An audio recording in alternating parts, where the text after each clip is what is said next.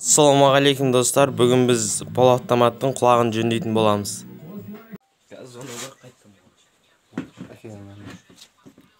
Так, мен мынауымыз бұл да пол автомат сырайын машина.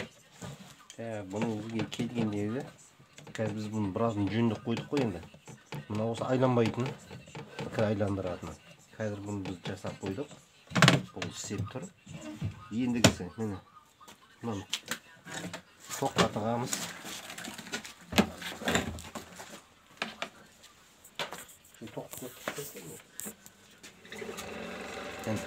Тоққа тыққанда бізде мынау прямой айланып қала береді.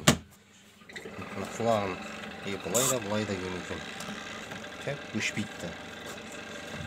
Мынау енді жуатын жағы несі ошым бұрауға келмейді. Ешқандай бұл қоспайды.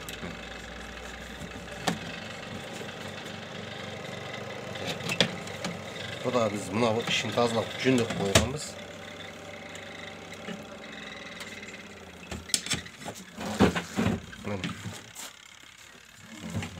Ендігі біз бұны босала алатын жері мына аяғында мына екі шуруп міне. Екі шуруп. Бұны біз шешіп дайындап қойғанбыз негізі. Бұл жердегі біз мына құлақпен мына құлақты ауыстырамыз. Мына құлақ жұмыс істемейді. Вот, бұның причинасы сол. Мынаны алу үшін мынау ашылады. И мына жерде шуруп босатылады. Ол мына ортада шуруп. Так.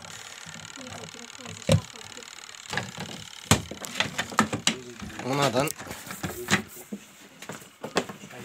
бұның артын ашамыз. Біз мынаны негізі ремонттап қойған, біз тексеріп. Бұның ішіне алғамыз. Міне. Біздің көрініп тұр ма мына бізде? Бізде осы қатып қалған. Мынаның астын бәрін ашып алдық. Мына жерде круговой 4 болты бар, 2-і 4-і 6 болты. 2-і мына жерде. 4-і мына жағында бұның. Босатып аламыз бұнда.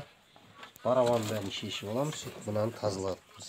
Орнына қойдық. Ендігі жұмыс құлақ ауыстыру болды. Оған екеуіне екі құлақ ауыстырамыз. Бұл сонымен жұмыс істейді. Мотор бәрі зың.